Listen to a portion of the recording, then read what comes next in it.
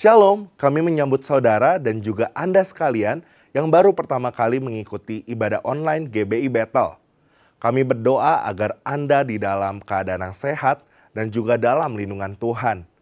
Bagi Anda yang baru pertama kali mengikuti ibadah online ataupun Anda yang memerlukan layanan doa, Anda dapat mengirimkan komentar di kolom chat.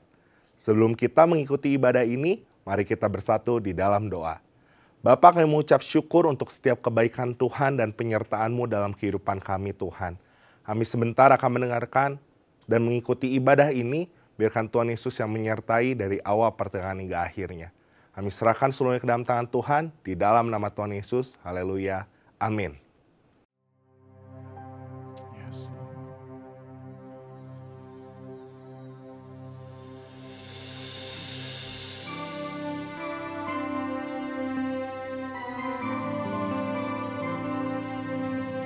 Dia Tuhan yang setia.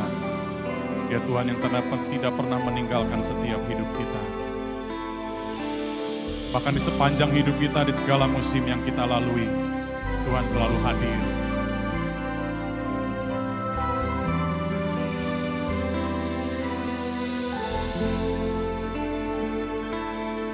Saat badai datang dalam hidupku, rasa takut di dalam hatiku, ku tak dapat rasakan hadir-Mu. Ku merasa Kau jauh dariku. Firman-Mu hadir meyakinkanku, Yesus, Engkau selalu besertaku. Kau buktikan hadir-Mu selalu. Ku percaya Kau selalu topangku. Yesus, Engkau setia di dalam hidupku. Engkau bersamaku di sepanjang musimku. Engkau setia di sepanjang hidupku. Ku kan menyembah-Mu untuk selamanya. Mari berikan tepuk tangan bagi Allah kita. Biarlah ini menjadi kerinduan kita, boleh menyembah Dia selama-lamanya. Katakan, firman-Mu hadir meyakinkanku. Firman-Mu hadir meyakinkanku. Yesus, Engkau selalu besertaku. Kau buktikan hadir-Mu selalu. Ku percaya Kau selalu topangku. Yesus, Engkau setia di dalam hidupku. Engkau bersamaku di segala musimku. Yesus, Engkau setia di sepanjang hidupku. Ku kan menyembah-Mu untuk selamanya. Biarlah ini menjadi pernyataan kami di hadapan-Mu, Tuhan. Kami akan menyembah Engkau sepanjang hidup kami selama-lamanya, ya Tuhan. Sebab Engkau Allah yang setia, Engkau Allah yang mulia, Engkau Allah yang layak untuk ditinggikan dan diagungkan. Segala pujian, hormat, kemuliaan bagi-Mu selama-lamanya, Tuhan. Terima kasih Tuhan.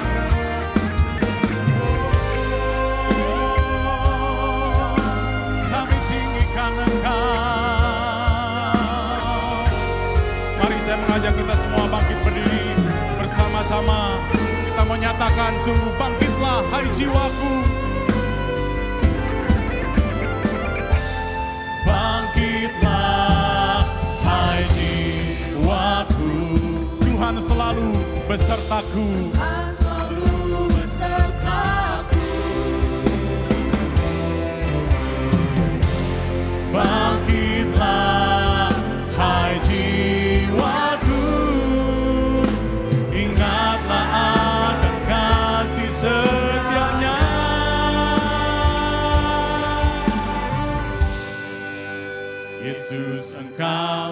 setia, Yesus Engkau setia di dalam hidupku. Engkau bersamaku di segala musimku. Yesus Engkau setia di sepanjang hidupku. Bukan menyembahmu untuk selamanya, bukan menyembahmu Tuhan, untuk selamanya, bukan menyembahmu untuk selamanya.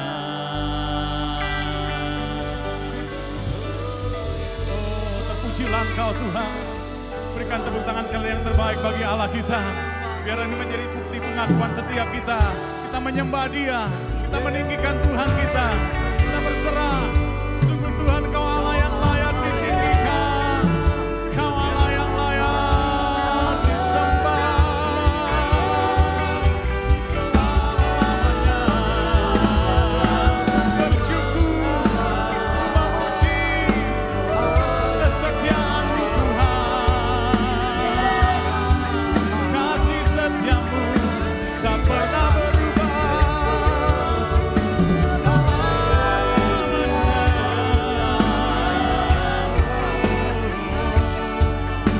Haleluya. Mari sembah Dia bersama-sama. Mari dengan segenap hati kita nyatakan sungguh Tuhan, kami menyembah, kami memuji Engkau Tuhan. Syukur bagimu, syukur hanya bagimu. Pujilah Engkau, puji namamu.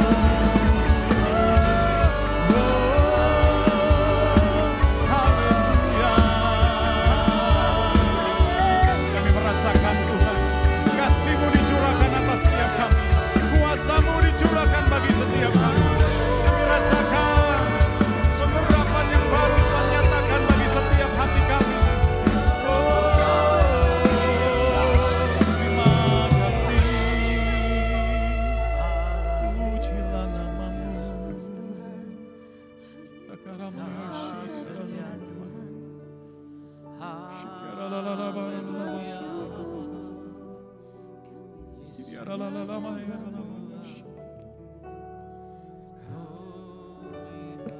Nikmati akan hadirat-Nya siang hari ini. Kita percaya Roh Kudus melawat dan menjamah setiap hati kita. Saat kita menyembah dengan segenap hati. Yes, Kau yang mengerti setiap isi hati kami Tuhan. Kau yang tahu setiap pergumulan kami Tuhan. Dalam keadaan apapun Tuhan, kami tetap datang menyembah. Kami tetap datang bersyukur kepadamu Tuhan. Dan kami menyatakan Engkau baik selama-lamanya. Engkau baik Tuhan, Engkau ajaib. Engkau mulia Tuhan, Engkau yang layak kami tinggikan, kami sembah Tuhan. Terpujilah Engkau selama-lamanya Tuhan. Terpujilah Engkau Tuhan, Raja di atas segala Raja. Tuhan yang hidup, Tuhan yang berkuasa. Tuhan yang ajaib, kami sembah Engkau Tuhan. Di dalam nama Tuhan Yesus, mari yang percaya sama-sama nyatakan. Amin. Sorak-sorai, tepuk tangan yang terbaik bagi Tuhan kita. Haleluya. Berapa banyak Bapak Ibu bersuka cita, boleh lambaikan tangan kita. Haleluya. Mari kita puji Dia. Mari kita datang ke bait-Nya. Bawa syukur kita. Kita nyatakan sungguh terima kasih Tuhan buat kebaikan-Mu, buat kasih setia-Mu dalam hidup kami.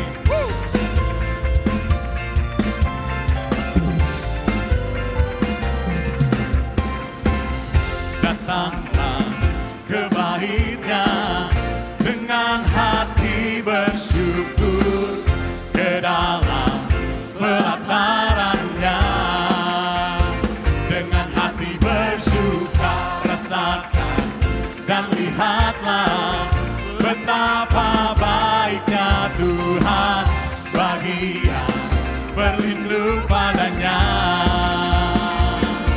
Akan bersorak-sorai, akan bersorak-sorai. Bersyukurlah kepada Tuhan, sebab Ia baik. untuk selamanya. Kasih setianya, bersyukurlah kepada Tuhan, sebab Ia baik, bahwasanya untuk selamanya kasih setianya. Haleluya. Sebelum kita mendengarkan firman Tuhan, mari kita sama-sama bersatu di dalam doa. Bapa, kami mengucap syukur untuk setiap kebaikan-Mu. Kami telah menaikkan penyembahan kami dan sebentar tiba saatnya kami mendengarkan firman-Mu. Berbicaralah Tuhan untuk setiap kami dan biarlah Roh Kudus yang menyertai dan memenuhi hati kami. Di dalam nama Tuhan Yesus kami telah berdoa dan mengucap syukur. Haleluya. Amin. Shalom. Haleluya. Yang diberkati boleh lambaikan tangannya. Hari ini kita akan sama-sama merenungkan firman Tuhan yang saya beri judul Taat Kunci Berkat. Tapi sebelumnya saya ingin saudara melihat sebuah video klip yang singkat yang menunjukkan kira-kira intisari apa yang akan kita renungkan bersama-sama di sore hari ini. Silahkan tim multimedia.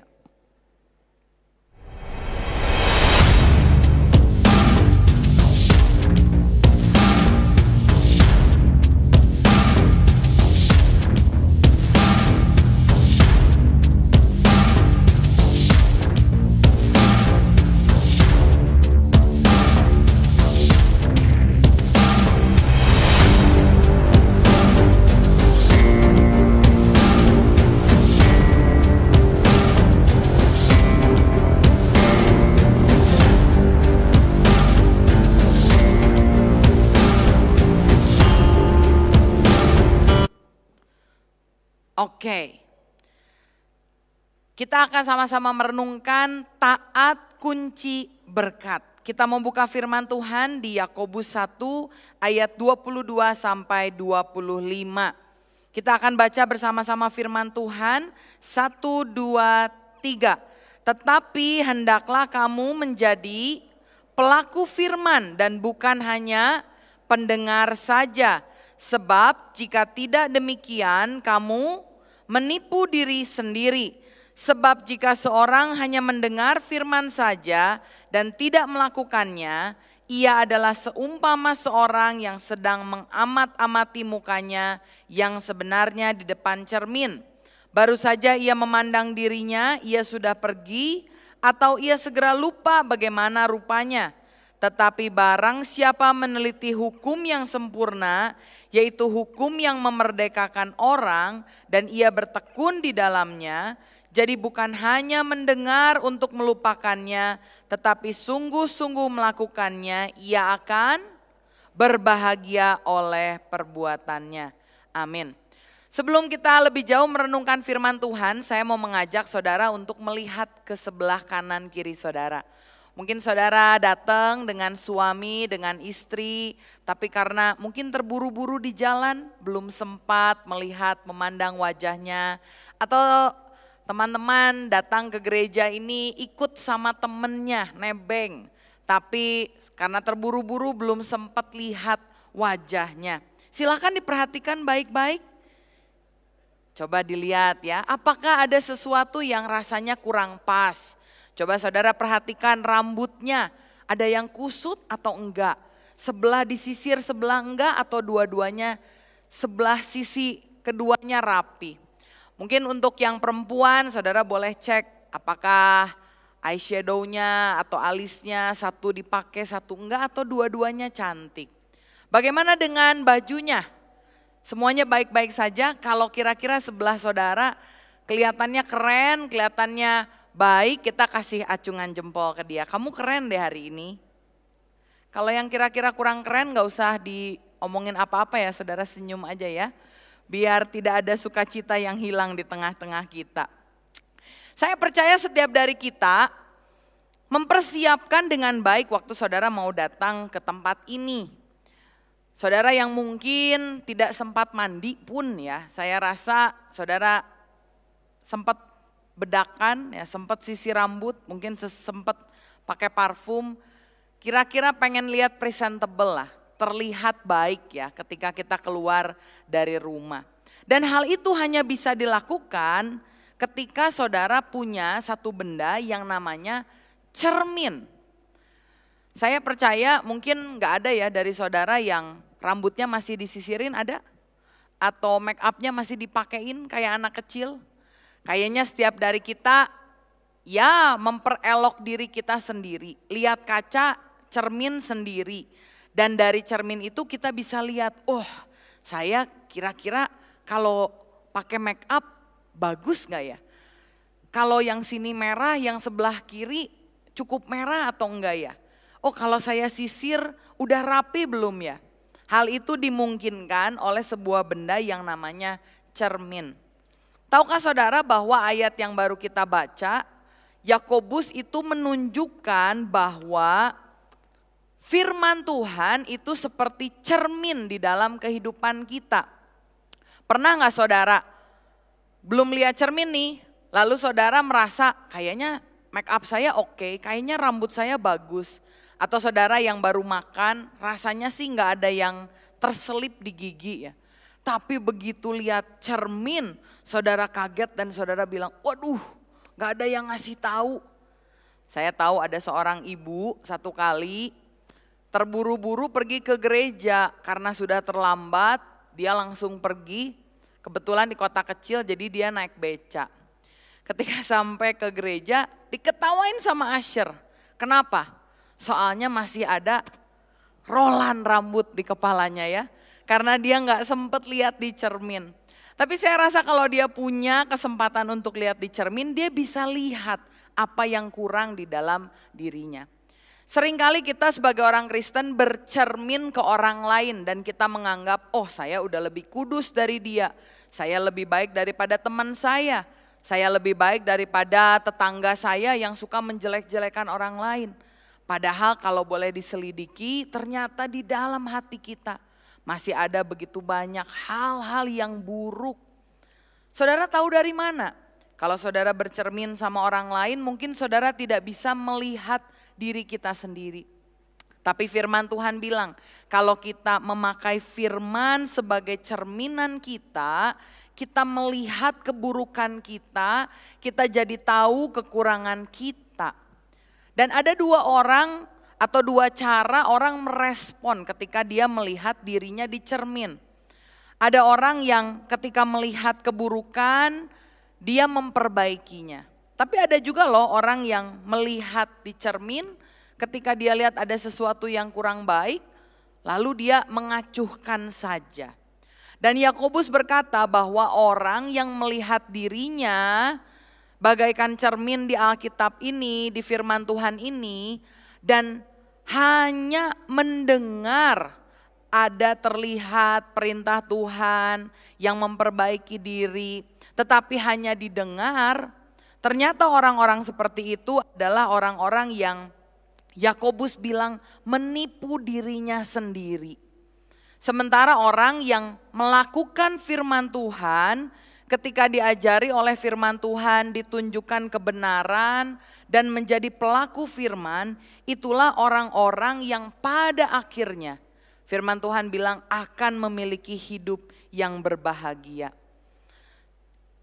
Satu kali saya pergi ke kosan yang baru dan waktu di tempat kos itu saya lihat gak ada cermin. Gatel saudara, hanya kuat berapa hari gak bercermin. Susah ya, mau sekolah, mau bersih-bersih, rapi-rapi, gak ada cermin susah sekali. Gak hanya beberapa hari lah, saya akhirnya coba cari cermin walaupun kecil. Saudara tahu cermin itu harganya mahal. Tapi saya suka lihat ke rumah orang-orang banyak cermin yang besar-besar.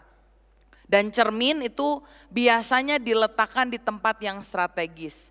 Kalau saudara kapan hari main ke rumah saya, banyak cerminnya. Di kamar ada cermin, di WC ada cermin. Dan terutama saya taruh cermin dekat pintu keluar. Karena saya ingin melihat, ingin ngecek ada yang salah gak ya sama diri saya. Pernahkah saudara berpikir ketika saudara lihat cermin, saudara bilang aduh kenapa sih harus ada yang menemukan cermin, nyusahin aja. Kalau gak ada cermin saya kan jadi gak bisa lihat diri saya sendiri. Kan jadi saya nggak tahu kekurangan saya. Apakah ada yang seperti itu? Saya rasa semua orang bersyukur ada cermin. Orang dulu yang gak punya cermin seperti kita, kalau berkaca lihat pantulan air untuk dia lihat mukanya sendiri. Dan kalau kita perhatikan sama seperti kalau kita bilang cermin itu bukan sebuah beban, bukan sesuatu hal yang menyusahkan kita. Begitu juga firman Tuhan. Kalau kita lihat dengan benar, firman Tuhan yang sebagai cermin ini justru bukan membuat kita terpenjara. Tapi justru firman Tuhan ini menunjukkan apa yang kira-kira kita bisa perbaiki dalam kehidupan kita. Seringkali kita ketika melihat peraturan firman Tuhan, kita menganggap, aduh Tuhan itu mengekang kita. Tuhan itu jahat, Tuhan itu bikin repot. Kalau ada aturan-aturan yang sepertinya mengekang, kita punya pemikiran buruk sama Tuhan. Tapi tahukah saudara bahwa perintah Tuhan itu bukan ditujukan untuk membebani kita. Tetapi justru saya lihat di dalam firman Tuhan, orang-orang yang hebat, yang luar biasa, yang dipakai Tuhan, memiliki pemikiran yang betul tentang perintah Tuhan. Dan hari ini saya ingin saudara melihat bahwa perintah Tuhan diberikan itu untuk kebaikan kita. Setidaknya ada 3 hal yang saya lihat dari tokoh-tokoh hebat di dalam Alkitab yang menunjukkan sebetulnya perintah Tuhan itu memberikan apa dalam hidup kita. Yang pertama Rasul Paulus, dia bilang di 2 Timotius 3 ayat 16. Saudara perlu tahu Rasul Paulus itu orang pintar. Dia bilang saya belajar dengan imam yang paling pintar pada zamannya. Dia adalah orang yang pandai berdebat. Dia adalah orang yang pandai menulis. Dia adalah orang yang pandai membuat sebuah karya. Dia bisa memimpin, dia bisa berorasi. Dia adalah orang yang pintar. Tetapi dikatakan oleh Rasul Paulus di dalam kitab 2 Timotius 3 ayat 16, dia katakan segala tulisan yang diilhamkan Allah memang bermanfaat untuk mengajar, untuk menyatakan kesalahan, untuk memperbaiki kelakuan dan untuk mendidik orang dalam kebenaran. Rasul Paulus tidak bilang perintah Tuhan itu isapan jempol, perintah Tuhan itu merepotkan, tidak. Rasul Paulus bilang perintah Tuhan membawa manfaat. Itu juga yang dikatakan oleh pemazmur. Mazmur 119 ayat 105.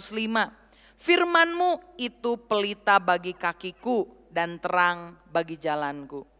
Saudara boleh bayangkan kalau saudara jalan gak pakai penerangan, rasanya tidak lama akan jatuh, terantuk batu. Firman adalah penerangan buat kita menentukan arah hidup kita.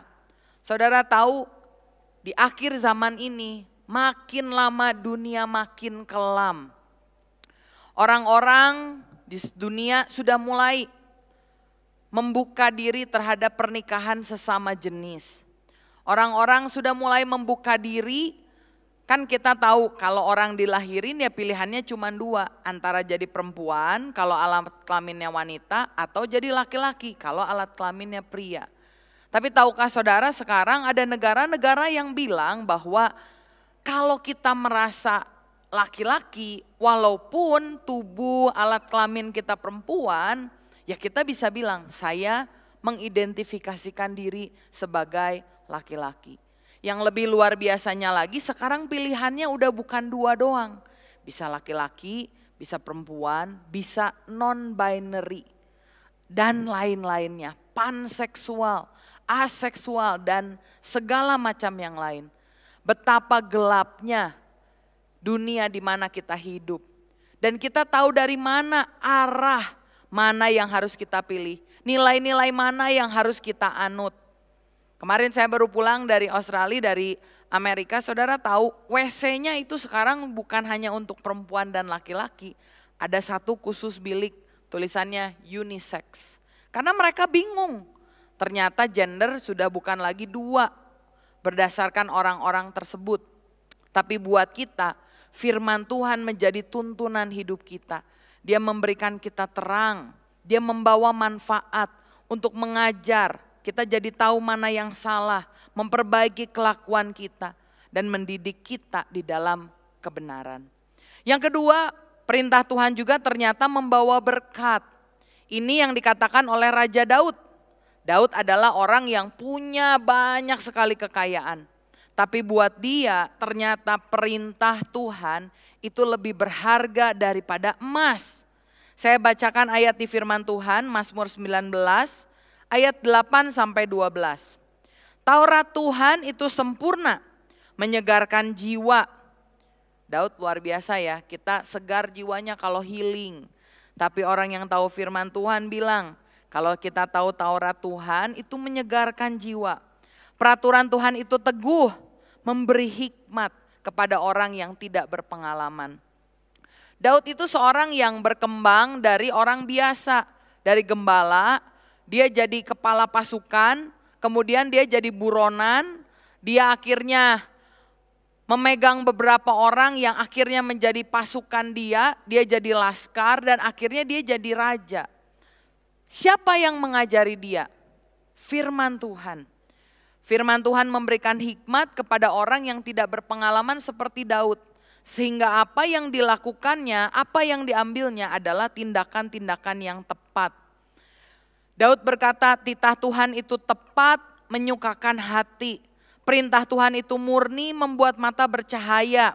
Takut akan Tuhan itu suci, tetap ada untuk selama-lamanya. Hukum-hukum Tuhan itu benar, adil semuanya. Lebih indah daripada emas, bahkan daripada banyak emas tua. Dan lebih manis daripada madu. Bahkan daripada madu tetesan dari sarang lebah. Lagi pula hambamu diperingatkan oleh semuanya itu, dan orang yang berpegang padanya mendapat upah besar. Daud, orang yang begitu luar biasa, menaruh perintah Tuhan di tempat yang terhormat. Dia melihat perintah Tuhan sebagai sesuatu yang harus dia pegang. Dan di akhir hidupnya, dia mendapatkan upah yang besar. Satu kerajaan yang luar biasa kokoh pada masa pemerintahannya. Bagaimana dengan Musa? Seorang nabi yang luar biasa besar, nabi yang dianggap nabi terbesar oleh orang Israel, dan ketika dia mau meninggal, dia katakan ini tentang perintah Tuhan. Dia bilang sama Yosua, Yosua 1 ayat 8, janganlah engkau lupa memperkatakan kitab Taurat ini, tetapi renungkanlah itu siang dan malam, supaya engkau bertindak hati-hati sesuai dengan segala yang tertulis di dalamnya. Sebab dengan demikian perjalananmu akan apa? Berhasil dan engkau akan, siapa yang mau berhasil dan beruntung? Taruhlah perintah Tuhan di dalam hatimu. Jangan abaikan dan anggap sepele seperti pandangan orang-orang dunia. Saya tahu banyak orang yang sok tahu, bahasa gaulnya sotoy. Ada orang yang punya pengalaman hidup, ada orang yang sudah expert di bidangnya, sudah tahu apa yang dia lakukan. Dan ketika dia mengalami kegagalan, dia mendengar perintah Tuhan, mungkin ada pemikiran, aduh gak masuk akal lah perintah Tuhan. Kadang kan pemikiran kita suka bilang, perintah Tuhan itu tidak masuk akal. Kalau lagi susah atau misalkan uang sedikit, tetap belajar menabur. Firman Tuhan bilang orang yang berhenti menabur akan berhenti menuai. Kalau ada orang yang jahatin, firman Tuhan bilang ampuni. Kalau ada orang yang tampar pipi kanan, berikan pipi kiri. Kalau ada orang yang, apalagi, ketika kita disakiti, berikan pengampunan sama mereka. Kayaknya apa yang perintah Tuhan itu tidak masuk akal sama sekali.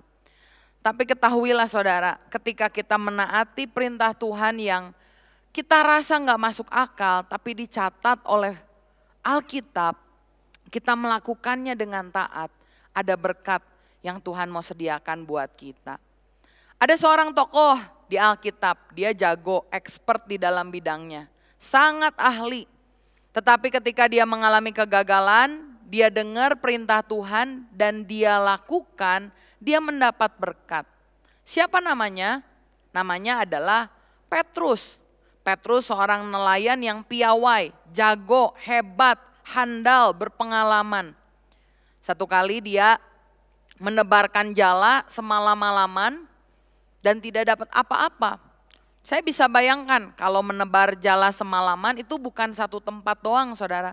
Pasti dia pindah ke tempat yang lain, dia coba lagi, gak dapat apa-apa.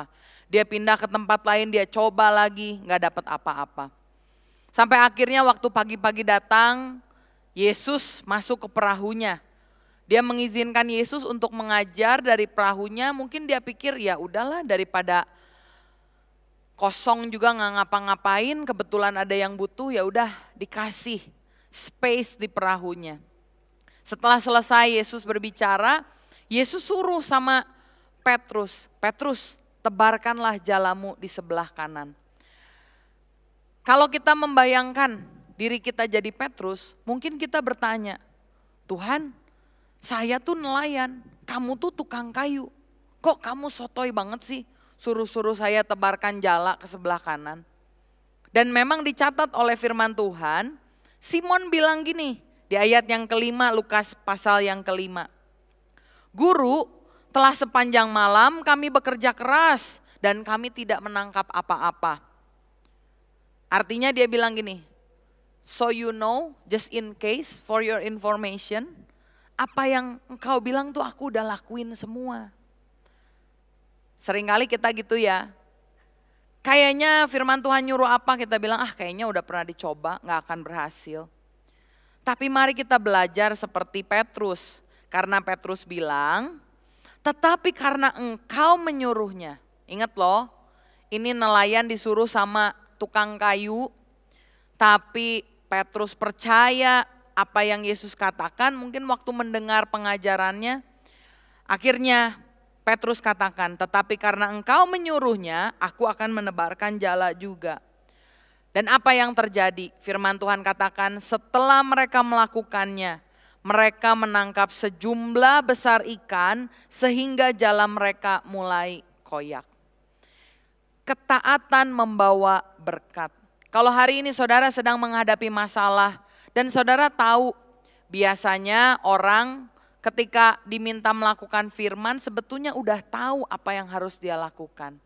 Tapi bukan berarti dia melakukannya. Hari ini saya mau sampaikan sama saudara. Kalau ada pergumulan yang saudara sudah alami sekian lama, belajar untuk percaya sama firman Tuhan. Mulai dari hal-hal yang kecil dikerjakan karena perintah Tuhan membawa berkat yang tidak terduga. Saat kita taat, Tuhan memberi berkat. Yang ketiga, perintah Tuhan juga membawa selamat.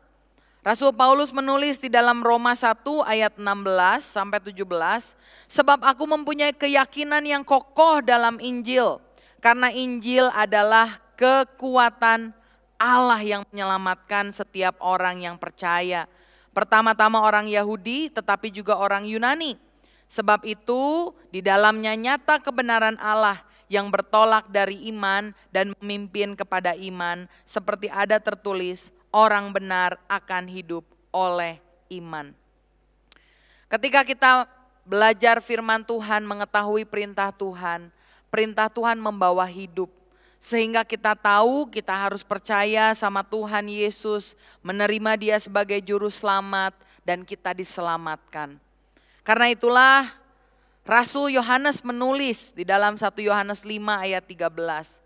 Semuanya itu kutuliskan kepada kamu supaya kamu yang percaya kepada nama Anak Allah tahu bahwa kamu memiliki hidup yang kekal. Orang-orang yang dipakai Tuhan secara luar biasa tahu bahwa perintah Tuhan tidak dibuat untuk sekedar ditaati dalam artian legalistik. Tetapi justru perintah Tuhan itu seperti cermin. Ada manfaatnya juga buat kita. Karena itulah Tuhan Yesus bilang di dalam firman-Nya, Matius 11 ayat 29 sampai 30. Pikulah kuk yang kupasang dan belajarlah kepadaku. Karena aku lemah lembut dan rendah hati, dan jiwamu akan mendapat ketenangan. Sebab kuk yang kupasang itu enak dan bebanku pun ringan. Pilihannya cuma dua, saudara mau ikut perintah iblis, perintah hawa nafsu, perintah daging, atau perintah Tuhan. Pilihannya cuma dua, saudara mau jadi hamba dosa atau hamba Allah, hamba kebenaran. Dan Tuhan Yesus bilang, meskipun ya ada peraturan, tapi kuk yang kupasang. Kuk itu seperti untuk ngebajak, saudara, ditaruh di pundaknya kerbau. Kuk itu yang memberikan arah, memberikan makna untuk si kerbau itu bisa melakukan hal-hal yang seharusnya tidak bisa dia lakukan. Dan Tuhan Yesus bilang, kuk yang aku pasang itu enak dan bebanku pun ringan. Di dalam Yakobus 1 ayat 25 saya menemukan ada 3 hal bagaimana kita tidak hanya jadi pendengar dari firman sehingga kita menipu diri kita sendiri, tetapi bagaimana kita bisa menjadi para pelaku firman. Saya bacakan kembali ayatnya, Yakobus 1 ayat 25. Tetapi barang siapa meneliti hukum yang sempurna, yaitu hukum yang memerdekakan orang, dan ia bertekun di dalamnya, jadi bukan hanya mendengar untuk melupakannya, tetapi sungguh-sungguh melakukannya. Ia berbahagia oleh perbuatannya. Yang pertama, untuk kita bisa tidak hanya jadi pendengar, tapi jadi orang yang melakukan firman, Yakobus bilang kita harus meneliti firman Tuhan. Meneliti artinya memeriksa dengan cermat dan menyeluruh. Seseorang yang meneliti adalah orang yang menggali firman, bukan hanya sekedar dibaca atau didengar selewat, tetapi betul-betul mencoba untuk mengerti, menyelami apa yang firman tulis. Seringkali kita baca firman kayak kejar setoran, saudara. Oh, harus habis nih 1 pasal. Wah, saya baca semuanya dan rasanya seperti kayak yang iya gitu, udah ngerti. Kenapa? Karena di atas perikop kan udah ada judulnya tuh, Saul mati. Oh, tahulah kira-kira ini si Saul mati.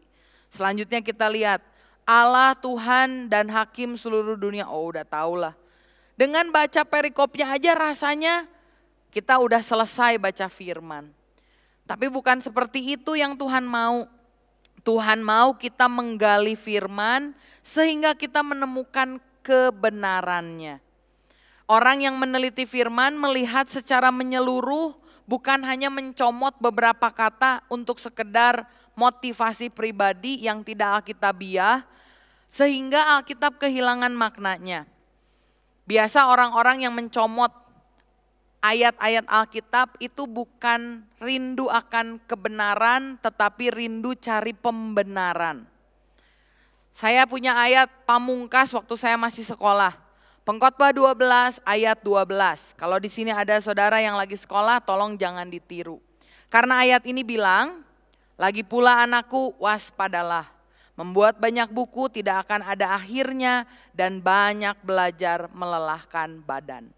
Lalu saya bilang sama orang tua saya kalau disuruh ujian suruh belajar.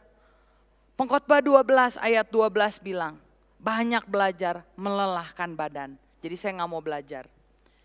Tapi kalau saudara lihat digali arti firmannya sama sekali. Pengkhotbah 12 ayat 12 itu maksudnya bukan itu. Karena saudara tahu pengkhotbah ditulis sama Salomo, orang yang gemar belajar. Dia senang baca buku banyak, dia bikin lagu begitu banyak, tulisan yang begitu banyak. Tapi di dalam pengkhotbah Salomo bilang, semua ini sia-sia kalau kita tidak takut akan Tuhan. Sekali lagi, kalau kita mau menjadi pelaku firman, belajar untuk menggali kebenaran, bukan untuk cari pembenaran. Saya sampaikan sedikit tips cara untuk menggali kebenaran.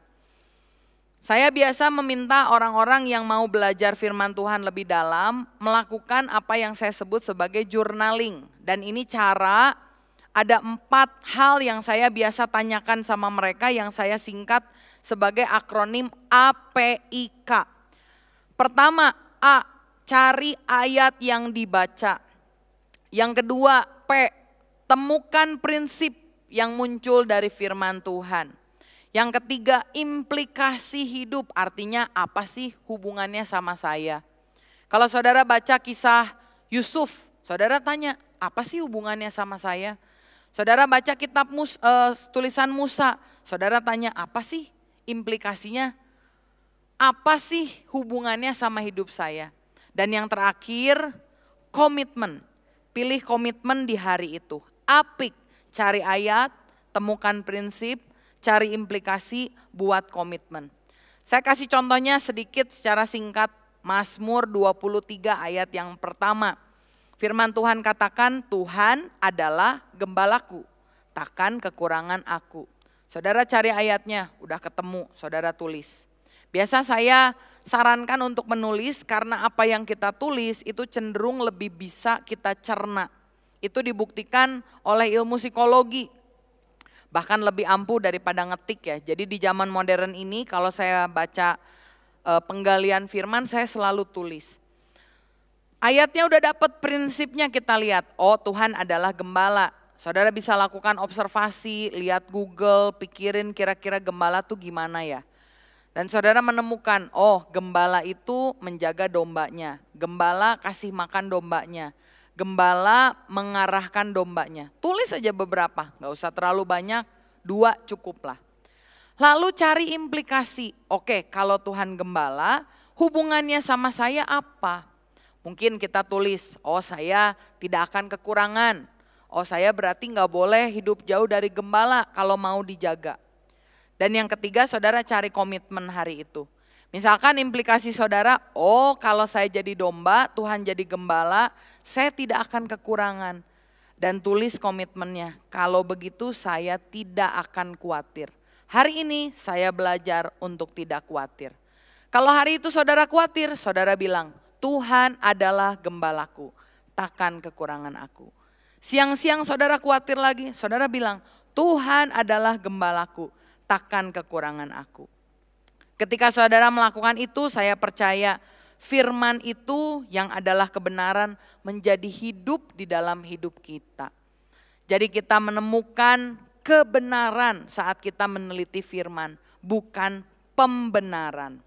Yang kedua, firman Tuhan bilang, tetapi barang siapa meneliti hukum yang sempurna, yaitu hukum yang memerdekakan orang dan ia bertekun di dalamnya, jadi bukan hanya mendengar untuk melupakannya. Yang kedua, kalau udah diteliti, kita perlu bertekun. Bertekun artinya tidak berhenti di tengah jalan atau tidak mudah menyerah. Seringkali orang Kristen ketika baca firman kurang konsisten, saudara.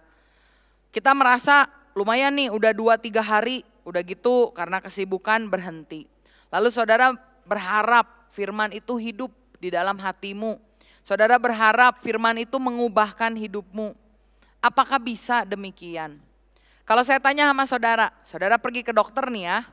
Sama dokter dikasih obat buat 10 hari. 1 hari dikasih untuk 3 kali makan. Saudara berhenti di hari yang ketiga.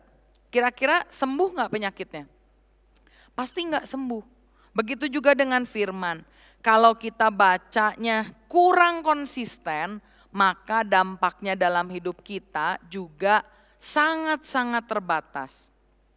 Mazmur berkata, berbahagialah orang yang kesukaannya Taurat dan merenungkannya siang dan malam.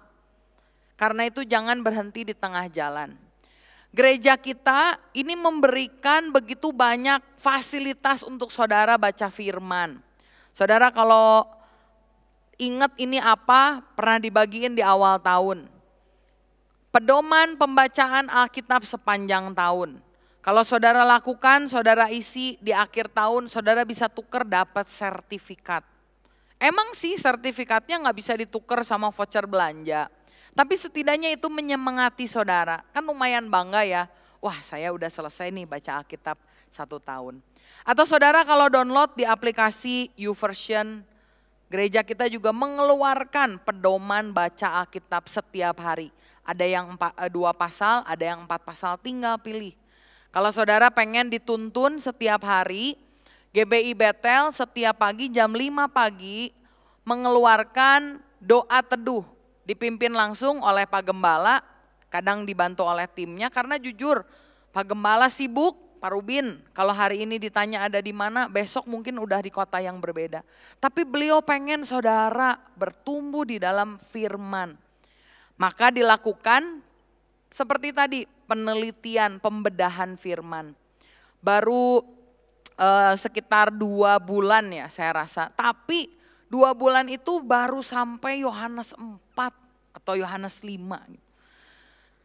Artinya bukan cepet-cepet dibaca, tapi digali satu persatu.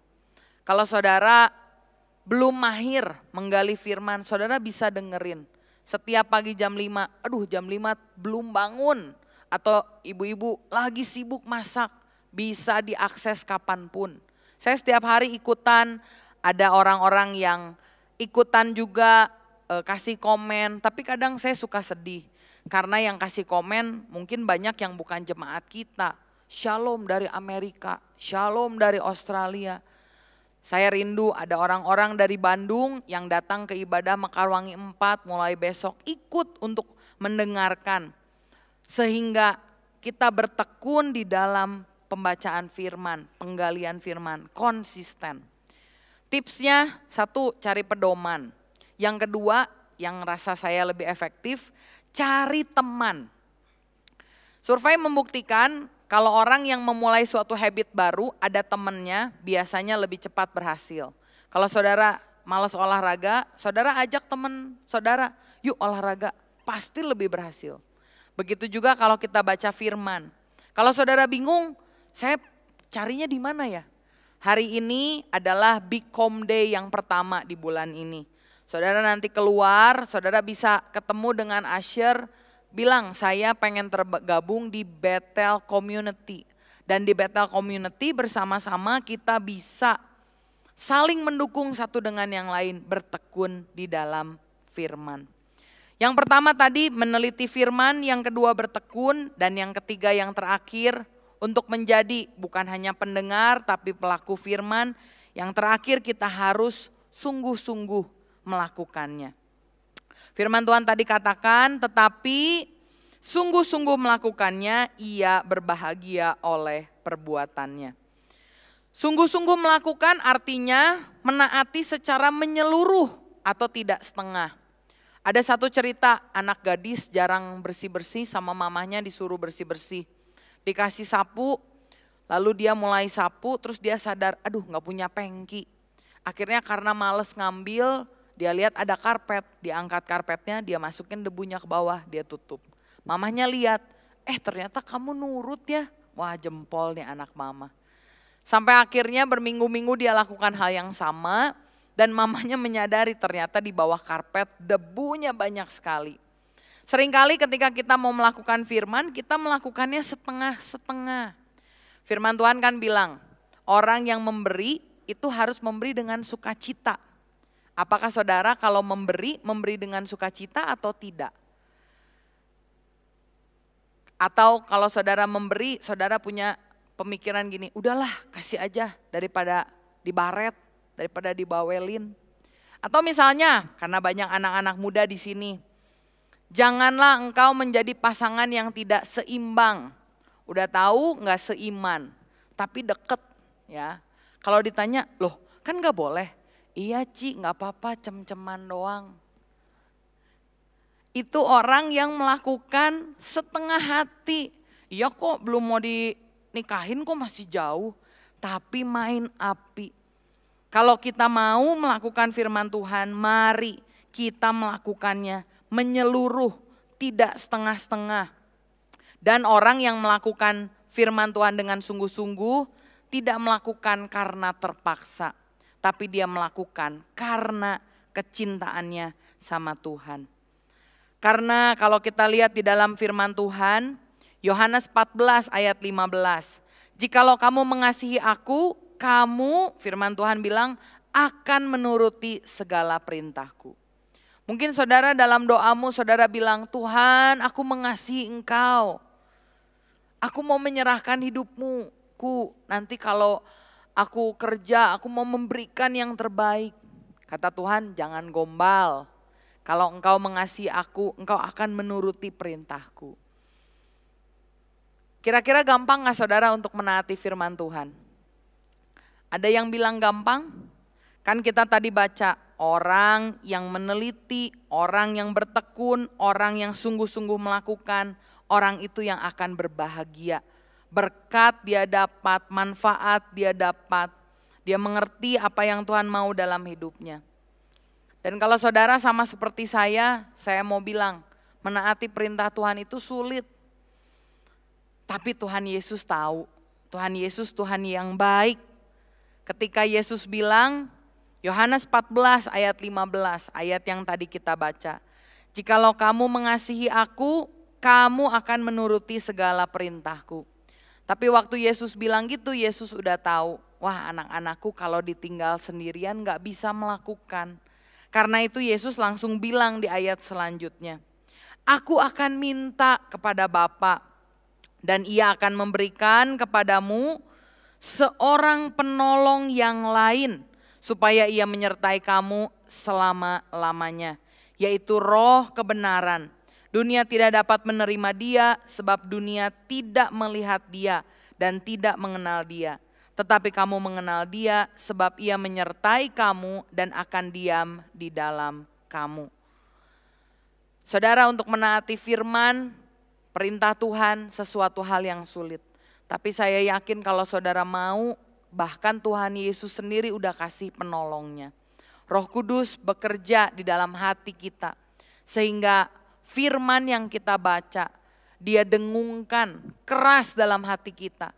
Suaranya berbisik, dan ini yang menjadi keputusan kita. Kalau Roh Kudus mengingatkan, cermin ini menghadap kita, apa yang akan kita lakukan? Apakah kita mau berubah ataukah kita mau acuh? Apakah kita mau menjadi pendengar saja ataukah kita mau menjadi pelaku firman? Hari ini saya mau mengajak saudara, ini khotbah yang sangat sederhana.